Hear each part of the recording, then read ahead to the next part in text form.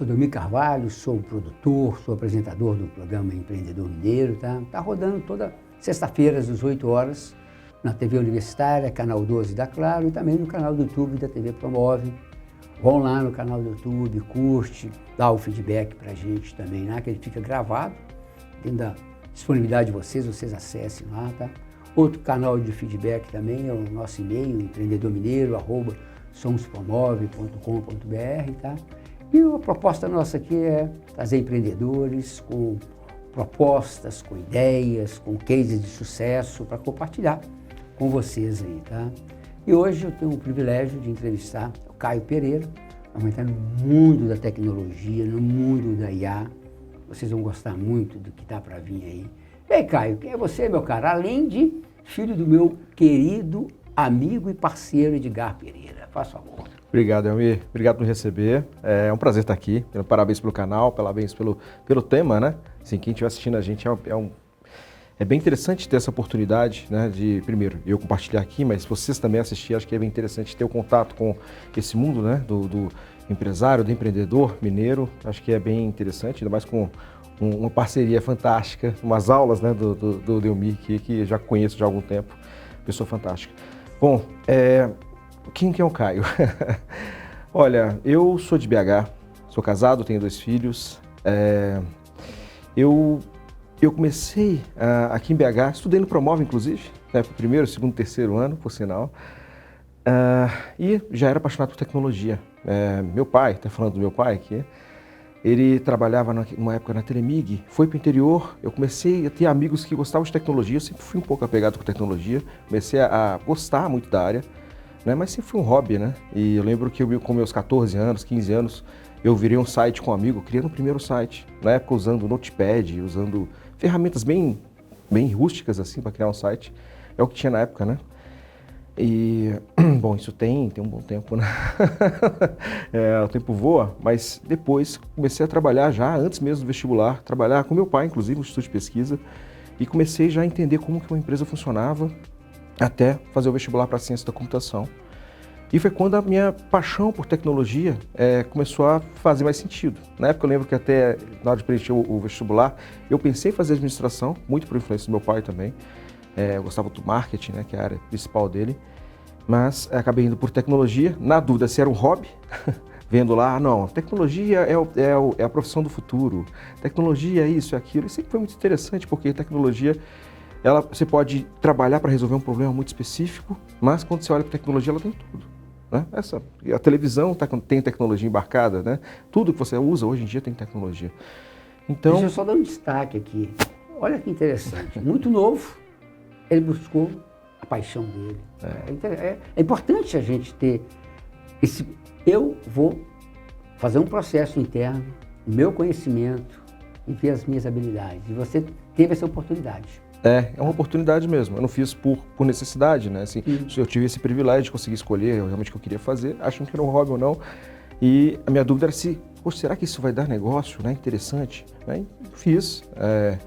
Durante todo o período, né? Desde sempre eu trabalhei. Então foram períodos de aprendizado bem interessantes, né?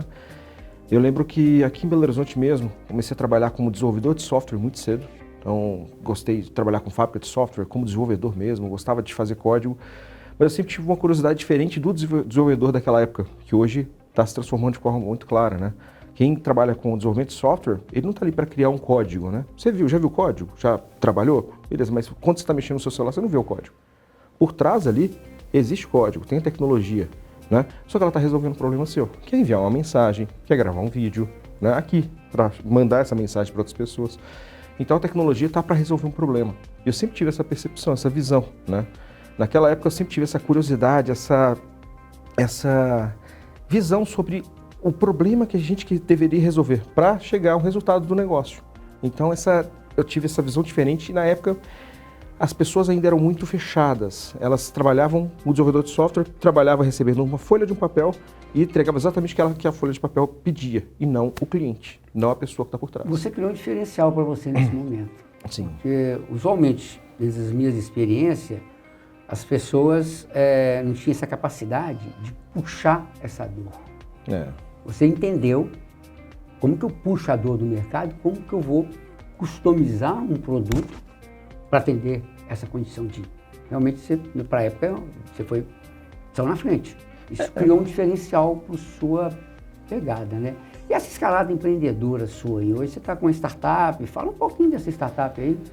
Então, desde então, a minha escalada empreendedora é muito recente, que eu realmente foquei nisso nos últimos 2 anos, né? Então, minha jornada trabalhando, eu comecei a aprender, a entender, trabalhei com gerente de projetos, gerente de produto, trabalhei com inovação, trabalhei em cargos executivos, né? Até mais ou menos 2 anos atrás, quando eu realmente resolvi trazer aquele ar para o pulmão e falar, vou desbravar, né? Eu me preparei financeiramente para conseguir investir, contratar pessoas, ter um mínimo, né? E custei encontrar pessoas também que estavam dispostas a isso. Então, eu abri a minha consultoria, a Bolden, né? Hoje eu estou com 3 focos nela, né? A Bolden, ela trabalha com consultoria, principalmente ajudando empresas a conseguirem usar a tecnologia quando elas estão em um momento de crescimento ali, né? Growth, então tem desafio com cloud, Amazon, Microsoft, enfim, quando você tem que usar a nuvem, quando você tem desafios de segurança, enfim, são vários desafios muito específicos desse momento da jornada da empresa, né? Então, eu ajudo essas empresas a conseguirem desbloquear esses problemas, né? Então, com consultoria, com esse apoio, né? E também projetos. Tem projetos para essas empresas que elas precisam implementar. Eu trabalhei em projetos, no caso usando especificamente a IA, né? É muito interessante. Por exemplo, trabalhar com predição, que é muito próximo à logística, né, Delmi? Fazer predição de sinistros para uma seguradora quando ela faz importação de veículos de outros países. Então ela traz um veículo lá da Europa, traz o veículo até o Brasil. Esse veículo ele é transportado até o porto, do porto vai até um lugar, do outro lugar vai até a concessionária. Disso apareceu um risco. Onde está esse risco? Como a gente pode fazer com que esse risco não apareça? Você parametrizou todo o processo e está rastreando todo o processo. Então, o desafio do meu cliente nessa época, nesse desafio, era como que ele vai conseguir fazer com que o próximo caminhão que saia não tenha esse mesmo risco nesse mesmo momento. Então, ele começou a colocar um monte de sensores nos caminhões, né, durante todo o processo dele, processo de execução dele. E aí ele começou a entender um pouco melhor como funcionava. Captando esses dados e usando machine learning, né, para a inteligência artificial, a gente conseguiu trabalhar fazendo essa predição e com isso trabalhar para poder ajudá-lo a reduzir a quantidade de sinistros que aconteciam. Então é muito interessante. Então a tecnologia é apaixonante, né? Para mim sempre foi. Por isso lá de trás foi muito interessante esses momentos, né, que eu passei. Anos 2000, quando veio a internet começando a entrar mesmo para os negócios, né? Você pegar 2008, 12 ali, foi um período que as pessoas começaram a realmente usar o celular de maneira mais ampla, redes sociais. Então foram momentos que realmente disruptivos, né, da tecnologia. E a gente está passando por outra agora que é a IA, mais para frente é a computação quântica. Então tem muitos momentos que eu, passando por esse momento de carreira que eu tive, que me ajuda a entender a necessidade, né, de como resolver um problema usando essa nova tecnologia. E é interessante você falando do estudo e se preparando, porque as coisas estão em uma velocidade. As revoluções industriais demoraram um século, agora tudo é para ontem. Muda, né? E de uma forma prática, como é que é essa aplicação da IA mesmo no seu produto? Você falou de 2 produtos. Fala da forma... Tem que ser didática também, porque até a questão da fala técnica vai dificultar um pouco o entendimento. Sim. É possível você compartilhar para a gente o que você está fazendo? Algum case, alguma aplicação específica? Sim, acho que tem vários cases, né? São vários desafios que a gente acaba usando. A IA, não é somente da IA, né? No caso, o uso da tecnologia mais nova e que mais tem gerado o impacto, né, na sociedade, com todas as empresas, é a IA generativa. Então, imagina você estar no processo, trabalha com um processo seletivo hoje em dia, né? Fazer uma triagem de currículos. Como que é um processo seletivo? Você começa com a necessidade de uma vaga, você vai conversar com o gestor que é responsável por essa vaga, você conversa com ele entende a necessidade, traz para você o desafio, é uma pessoa que tem um nível sênior, que conhece a tecnologia tal, e você consegue trabalhar com essa pessoa, definir as características dela, depois você vai para o LinkedIn ou outra plataforma, né? Mas você vai e começa a buscar as pessoas que atendem aquele perfil. Depois que você seleciona, quanto mais pessoas melhor, né, nesse contexto, você seleciona a quantidade de pessoas interessantes, coloca na sua planilha Excel, você começa a selecionar as pessoas e categorizar. Olha, essa pessoa realmente tem um perfil mais de liderança, realmente está alinhado com a pessoa, essa pessoa conhece mais, por exemplo, Excel, macro, e por isso é demandado como algo obrigatório lá, ela tem a formação X, E com isso a gente consegue trabalhar com essa pessoa. Só que imagine sendo feito num volume absurdo, né? O que acontece com o pobre do recrutador ali? Ele se perde, ele não tem muito para onde correr. Você está parametrizando, criando filtros e você vai estar afunilando. Isso. No fim das contas, você tem uma amostra grande e um resultado focado. Exato. Então, usar a inteligência a seu favor, né? Então, agora você consegue, antes ainda de usar a inteligência artificial, automatizar esse processo. Você consegue fazer algo que entre de maneira mais automatizada no LinkedIn, de maneira mais automatizada consiga fazer uma análise simples desse currículo. Com uma análise automatizada você consegue criar um fluxo do seu processo. Tudo tem a ver com o processo, o foco no processo, quando a gente fala principalmente de IA generativa, né? Você consegue automatizar. E aí, RPA, né? Isso é algo que já existe há muito tempo, né? As pessoas já usam. Agora está ficando mais fácil, né? Você aplicar essas rotinas e acelerar, né? Por conta da aplicação da IA. E aí, quando você usa IA, é quando você faz realmente uma diferença gritante, né? Num processo desse tipo, por exemplo, você consegue usar uma automação para poder buscar os currículos dos perfis. Agora, será que esse perfil está batendo com aquela vaga? Você usa machine learning, uma IA, né, para poder fazer uma análise mais profunda. E aí você pode escolher um modelo, se é Gemini, se é ChatGPT, se é Cloud, tem vários modelos, né, no mercado. Você vai escolher o que é melhor para aquele seu problema, né, e vai realmente resolver de uma maneira muito mais inteligente e prática, né. Com isso, as pessoas conseguem fazer com que o processo seletivo reduza, né? Seja muito mais simples, mais rápido e mais eficiente. Isso, a gente está falando de um pedacinho do RH, que é a parte de recrutamento, né?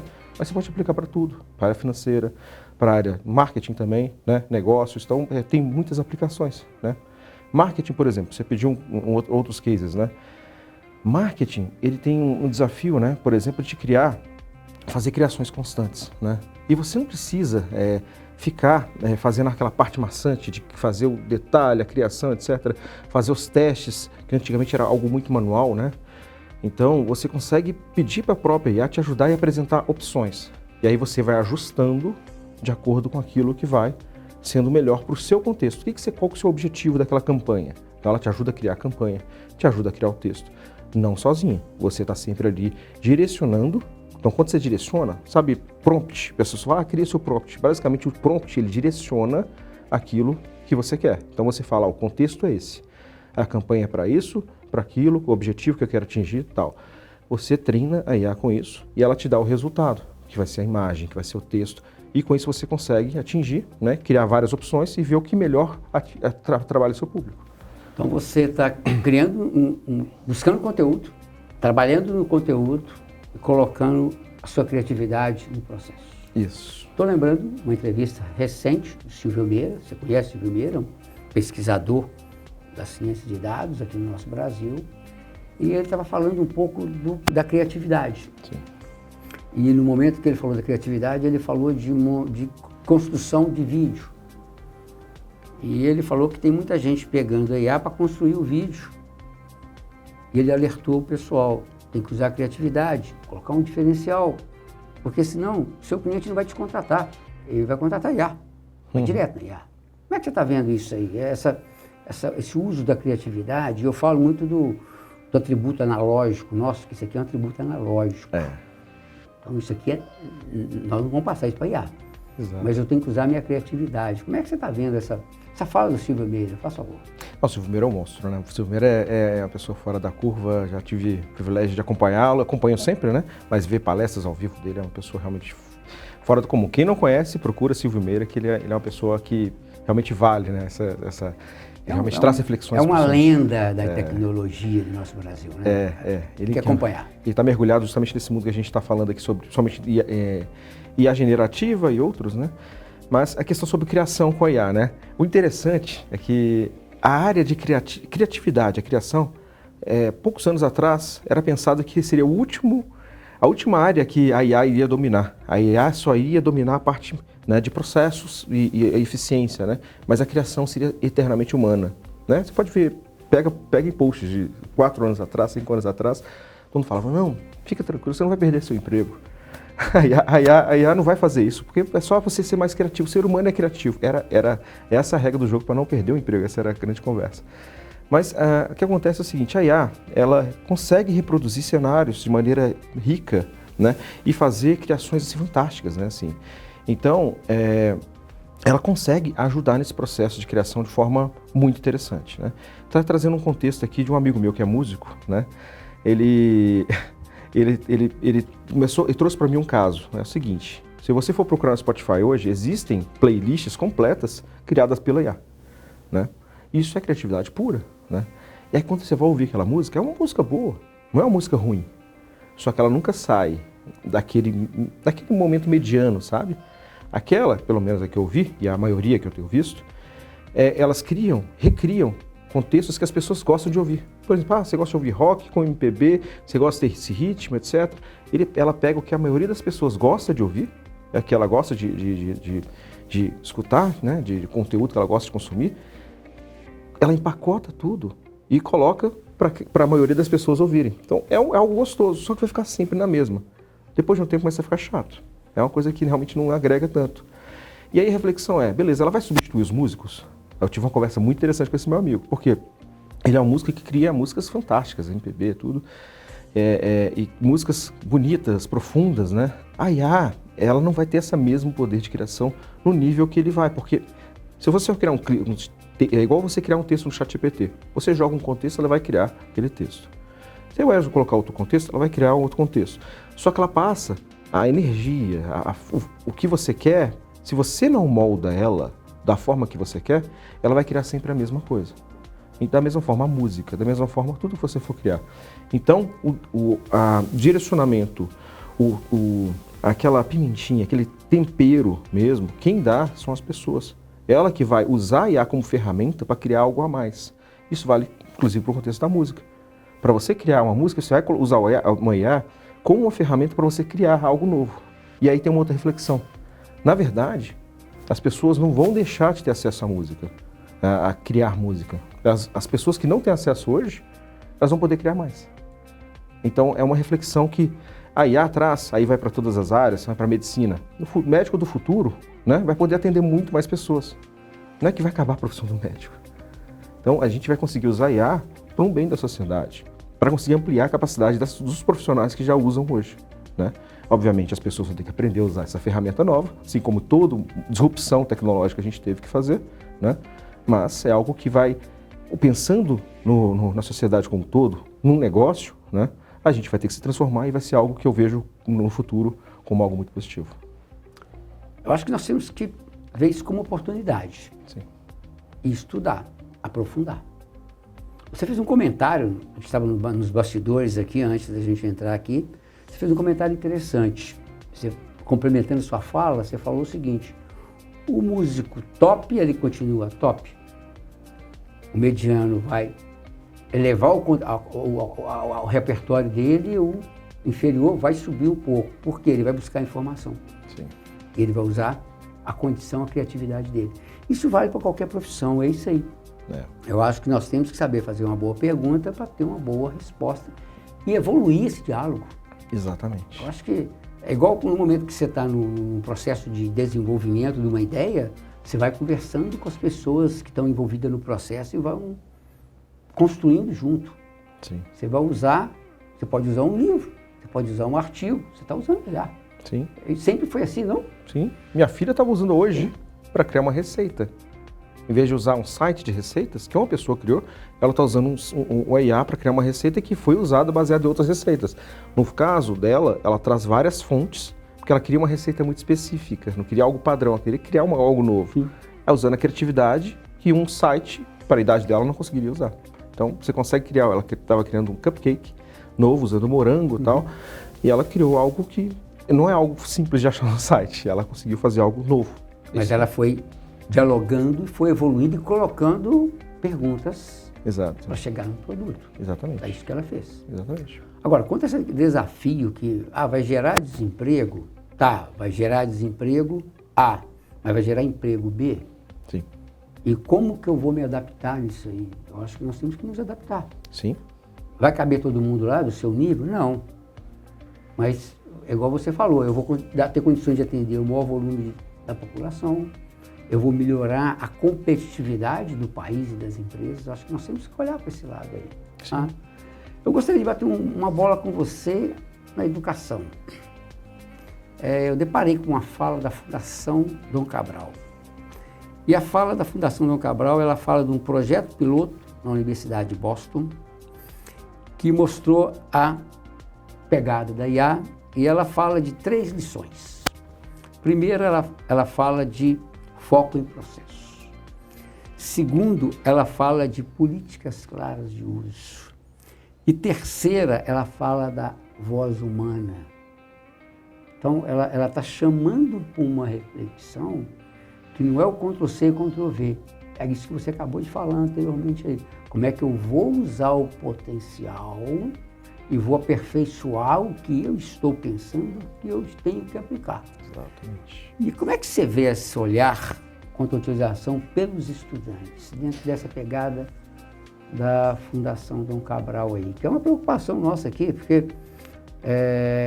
abrindo um parênteses, eu acompanhei uma fala de um especialista de IA. Ele falou que na aula ele colocou um case, um exercício, e virou para um grupo. Esse grupo vai usar a IA para fazer tudo. E esse grupo aqui vai para a biblioteca pesquisar. O grupo da IA entregou com minutos, foi embora. Esse grupo estudou e entregou, não o melhor do mundo, mas entregou. Na aula seguinte, o professor perguntou: como é que foi a atividade da aula passada? A turma aqui da IA falou: que atividade, professor? Que atividade? Que atividade, professor? E a turma que estudou, pesquisou: não, professor, tive dificuldade nisso, mas eu aprendi isso e isso. Então, é como que a gente junta a condição do ser humano com a condição da IA. Tá? Eu queria te ouvir sobre essa pegada dentro da educação. Principalmente você tem filhos, então dá para você Isso é interessante. dar um feedback para o pessoal e como é que a gente usa isso a favor da gente. Sim. Falando de filhos, né, e educação, a professora da minha filha tem 10 anos, ela falou com a sala, né, aprenda a usar a inteligência artificial nos estudos. Já está fomentando isso. Então não é para a gente negar, simplesmente, né. Eu achei interessante porque eu estava justamente vendo a melhor forma para não atrapalhá-la, né, nesse esforço cognitivo que é estudar. Porque estudar é um exercício mental, né. Você se programa, você aprende, você realmente trabalha treinando o seu cérebro, né? Então você precisa treinar seu cérebro. Então não é algo que você faz, né, do nada. Obviamente, para exercícios mais rasos, você perguntar, eu lembro, então vou voltar lá, 1998, 7, não lembro. Antigamente, os professores pediam para a gente pesquisar no jornal as coisas, né? Por quê? Incentivar a ler, jornal, etc. Só que já tinha internet. Eu tinha internet. Poucas pessoas tinham o hábito de entrar na internet e usar o jornal. O que você fazia na internet? Você pesquise uma notícia sobre logística no Brasil. Enfim. Você era seletivo e focado. Se diz, logística no Brasil. Saía a notícia, eu imprimia. O que eu aprendi ali? Um exemplo muito parecido. No caso, eu imprimi, está lá a reportagem, resolvi o meu problema para casa. E pergunta o que estava lá no meio. Poderia não saber. Da mesmo exercício que foi feito ali com a IA. Então, assim, a IA, de novo, se ela for mal usada, a gente não vai ter realmente usar o melhor benefício dela, que é te ajudar a elevar. Né? Nesse exemplo, né, no caso do estudo da Faculdade de Boston, né, Universidade de Boston, falou de processos, foco no processo, né, políticas, né, e voz humana. São 3 pontos. Né? Falar de processo é importante porque a IA ela trabalha num contexto de entender um contexto que você setou, então o processo já existe, e ela vai otimizar esse processo, né, que você entender onde ela vai entrar. E vai depender do desenho que você passar para ela. Exato. De repente você pode passar um desenho torto, você pode ajustar seu desenho. Isso. Aí é aquele negócio, boa pergunta, boa resposta. Exatamente. Você pode até treinar a IA para ser alguém que vai te ajudar a validar e melhorar esse seu desenho, melhorar o seu processo. Treina. Olha, eu quero IA que você funcione agora como o meu cliente. Né? O seu cliente é quem? Fulano que consome isso. Então você treina. IA, você agora tem esse papel. Você treina a IA e ela vai te ajudar a elevar. Né? Mas enfim, quando a gente coloca de processo, é isso. Política é algo interessante, porque a gente poderia falar, todo mundo vai usar o bom senso, né? Mas qual que é o bom senso? Então é difícil. A gente tem que ter um direcionamento. Aí eu lembrando em casos de empresas, né? Que eu já trabalhei como vice-presidente de produto e tecnologia de startups, empresas grandes, e o interessante é que as pessoas não sabem usar a IA ainda, não estão prontas para sair usando a IA. Porque elas vão achar que é algo bonitinho, legal, vão brincar. É igual antigamente na internet, né? O negócio começou a aprender a usar o seu processo aderente à internet, igual está acontecendo agora na IA. Então requer política. Como usar? Por que usar? O que eu já vi são pessoas simplesmente pegando uma planilha de pessoas e salários, colocando na IA e processando. Sensacional, né?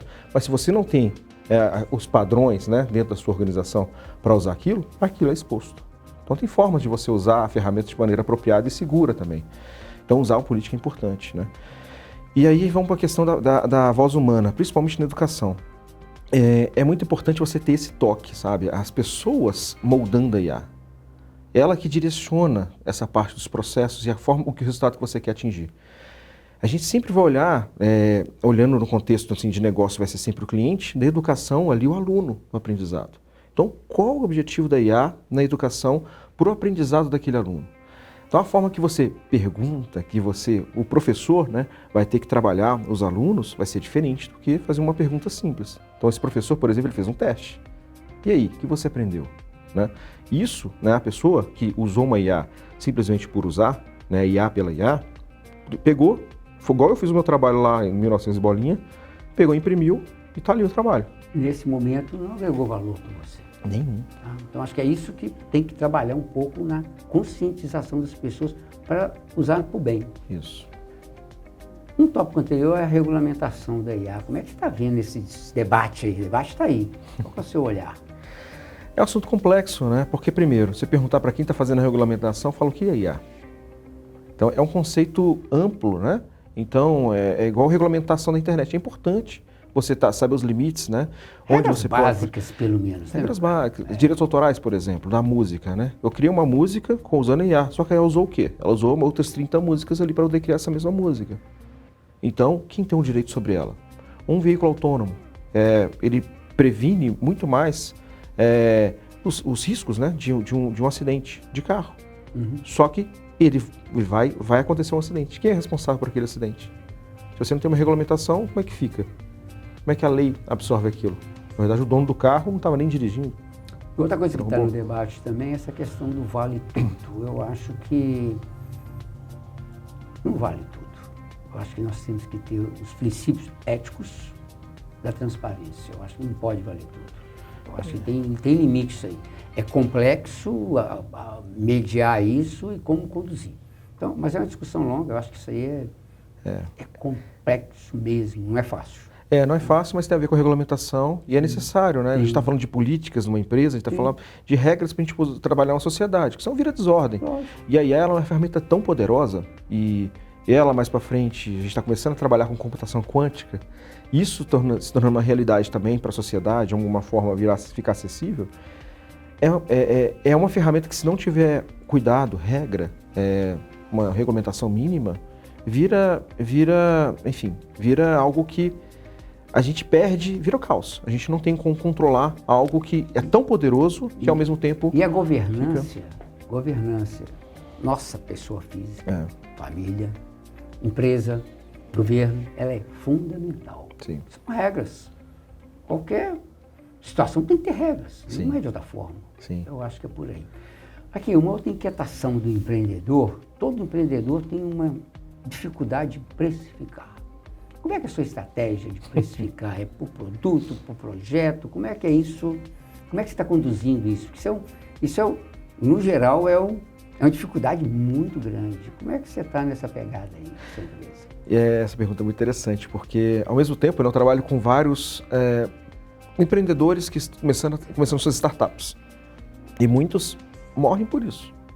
Muitas empresas simplesmente acabam porque precificaram errado. Né? Então, se você não definir bem o seu Product Market Fit, né? Você pegar a sua empresa e definir qual que é o seu mercado de forma adequada, quem você vai atender e trabalhar por aquela pessoa, sabendo qual o volume que você vai ter de demanda, como que você vai atender aquele público, né? Se você não deixar isso claro, né? E você não vai ter um preço certo. Você vai definir algo muito caro ou muito barato que sua operação não vai suportar aquilo. Então, requer um estudo, né?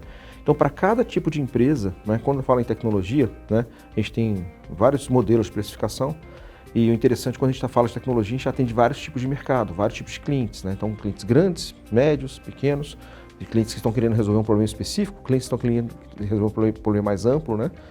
Então, você tem vários tipos de posicionamentos ali que você pode trabalhar no mercado. E o mais interessante, né, que tem algumas startups, inclusive, que eu trabalho, que estão passando por esse momento de definição da precificação. Aí você começa a analisar o mercado, qual é o potencial do mercado? E aí vem um desafio. Ah, essa empresa usa IA, né, ou vai fazer isso. Então, ela sempre, geralmente, tem falado sobre bolha, né, de tecnologia. A precificação, ela acaba flutuando muito. Mas a melhor forma de você entender seu cliente é testar seu produto. Então, você pega... Cria o protótipo. E outra coisa também é você partir de uma dor de mercado. Você falou isso no início da nossa fala. Sim. Essa questão de você puxar essa demanda do mercado. Sim. E no momento que eu vou customizar conforme essa demanda. E aí nós estamos falando de processo, estamos falando de gestão. Não tem jeito. Totalmente. Eu acho que acaba a paixão pela tecnologia, ela faz parte do pacote. Sim. Mas ela não é tudo. Sim. Acho que é por aí. E assim, hoje com a tecnologia a gente consegue fazer essa validação de mercado de maneira muito mais rápida, né? A gente consegue entender o mercado. Pesquisas do meu amigo Edgar, que era no papel, agora você consegue... Isso aí. Isso, e eu trabalhei também com Customer Experience também, você pegar e trabalhar para entender o cliente. Então você consegue colocar seu produto no mercado, ter um feedback rápido, adaptar seu produto. Então essa dinamicidade no contexto de tecnologia, né, é algo desafiador. Então trabalhar isso, entender seu cliente, acho que é muito interessante, ainda mais com esses movimentos novos, né, com redes sociais, tecnologia, IA e por aí vai. Você testar e validar para achar o seu market fit mais adequado, testado, é legal. E aí você usa a tecnologia, falando de IA também, para fazer teste A/B. Então você coloca duas opções ali, valida qual vai ter uma maior aderência para aquele público e leva aquela, e aprova aquela e segue. Você consegue fazer testes mais dinâmicos, mais rápidos, e eu acho que o mercado hoje, o que ele demanda, que tem demandado de mim também, é ter mais dinamismo, não escrever em pedra. Então você tem uma proposta de valor, cria o seu protótipo, valida com o seu público minimamente e com base naquilo você consegue realmente ancorar o seu produto. A ideia do produto mínimo, né? É isso aí, tem que ser por aí. E a ideia do protótipo é gestão e processo. Exatamente. Outra coisa também que o empreendedor, e principalmente na área de tecnologia, a gente acompanha muito, é recurso, mão de obra. Sim. Como é que você está lidando com essa competição do mercado com mão de obra? Como é que você está formando? Como é que você está selecionando? Como é que você está retendo? Porque eu acho que isso é uma dor. Você citou uma coisa no início da nossa fala aí. Sim. Quanto a isso. Qual a estratégia que você está usando? Eu sempre fui muito bom de atrair pessoas, né, para o contexto. Principalmente tecnologia, que é um contexto que eu sou apaixonado, que eu gosto, já tenho uma boa vivência. Eu sempre, as pessoas, visitando uma empresa que eu trabalhei 12 anos atrás, muitas dessas pessoas estão lá ainda. Então, significa que as pessoas estão aderentes àquilo, né? E aí, aderentes aqui, o maior desafio que tem num processo seletivo é saber se a pessoa está aderente àquela cultura da empresa. Então, aquele perfil daquela vaga, aquela oportunidade, vai acima disso da cultura. Que a pessoa ela é contratada para uma posição, mas aquela posição muda com o tempo. Então, se ela vai estar ali depois de 2 anos, 6 anos, enfim, depende muito da cultura da empresa que também vai evoluindo, né? É muito interessante isso. Eu tive a experiência de trabalhar nessa experiência com vice-presidente de tecnologia, foi no meio da pandemia, e eu tinha que fazer uma revisão da tecnologia da empresa como um todo, e com isso o time também de tecnologia. Porque o time de tecnologia tinha experiência legal, mas não tinha todo o conhecimento necessário para fazer essa construção dos conhecimentos específicos, né? Então os skills técnicos, e também comportamentais, porque a gente estava entrando num momento de crescimento muito grande da empresa. Então, nesse período, durante a pandemia, o desafio era achar as pessoas certas, no contexto que eu estava, fora que as Big Techs estavam tudo contratando, era tudo com 1000 vagas de tecnologia. Então, você disputava, não tinha um employee branding forte, que isso é importante também, né? Então, ter uma empresa que é reconhecida no mercado, no meu contexto de tecnologia, contratar, atrair as pessoas era dificílimo. E aí, a briga era muito por salário, só que aí a minha briga não podia ser aqui, porque eu não podia disputar com a Google, com a Amazon, enfim, simplesmente com salário, né? Com cultura, o desafio. Então, quando você atrai a pessoa pelo desafio, né? Eu montei toda uma questão da cultura interna da empresa, trazendo um contexto legal, desafiador para as pessoas, e elas topavam vir. Nesse período, eu contratei, considerando turnover, né, tal, mais de 100 pessoas nesse contexto. Foi um período muito desafiador, mas para mim é isso. Então, ter um time certo, as pessoas certas, lideranças certas para poder fazer esse processo seletivo. Papel do gestor. Totalmente. Criar clima organizacional e cultura. Isso. E aí o quê? Com certeza várias metas aí, tudo transparente. Exatamente. Eu Parabéns aí pela com sua OKR, escalada sim. aí, fundamental. É. Vem cá, como é que acha você? Fala aí onde que é a sua rede social aí. Bom, eu sou uma pessoa diferente, eu não uso tanto o LinkedIn, justamente por tecnologia, tá? Enfim, mas eu sou uma pessoa à parte. Mas tem meu LinkedIn, Caio_Pereira. O principal é o LinkedIn mesmo, não, tá, o LinkedIn/Caio_Dop, Caio DOP. São os principais. Podem me mandar mensagem, por favor. Eu adoro falar sobre empreendedorismo, sobre tecnologia, sobre IA, enfim, esse movimento todo para mim é apaixonante. Esse movimento de como a sociedade vai se transformar também, mais filosófico, assim, é gostoso. E o nome da empresa, Bold, onde que saiu esse nome aí? Por favor. Me deu curiosidade. Essa história é interessante, né? A Bolden, quem me ajudou foi minha filha, né? A filha que usava IA. Eu com ela uma viagem, tentando fazer uma ideação. Qual vai ser o nome da minha empresa e tal? Porque eu queria algo que fosse representativo. Queria um nome forte. Então, Bold. Né? Bold em inglês é, né, você colocar em negrito, ou seja, evidenciar. Aí Bolden traz aquele ar legal, né? Como é uma consultoria, né? Então é algo interessante. E aí Bolden aí traz a sua empresa no contexto, sempre traga essa visão de parcerias, né? De construção de parceria com a empresa. Mas eu usei o ChatGPT com minha filha numa viagem para fazer um processo de ideação. E sair, depois daquilo, não tinha esse nome não estava na lista, mas foi um conjunto de ideias que acabou formando justamente essa proposta. Você foi estruturando para poder...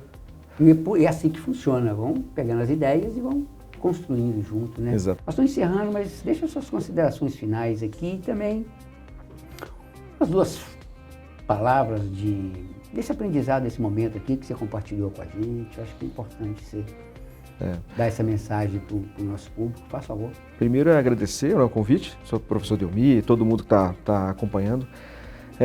Sobre IA, essa curiosidade, medos, receios, né? Eu acho que é um tema muito interessante que vai evoluir muito. A gente está aprendendo muito sobre isso. E aos poucos a gente vai começar a desmistificar, entender que não é tão amedrontador assim. Que é algo que vai te ajudar muito no seu dia a dia, né? Quem não sabe, a maioria das pessoas não sabe como usar, né? Aprenda a usar, vai ser bom. A própria IA te ensina a usar ela, assim, é gostoso. Então, acessa ali, olha para o seu contexto do dia a dia, o que você pode usar a IA, que é importante para o seu trabalho.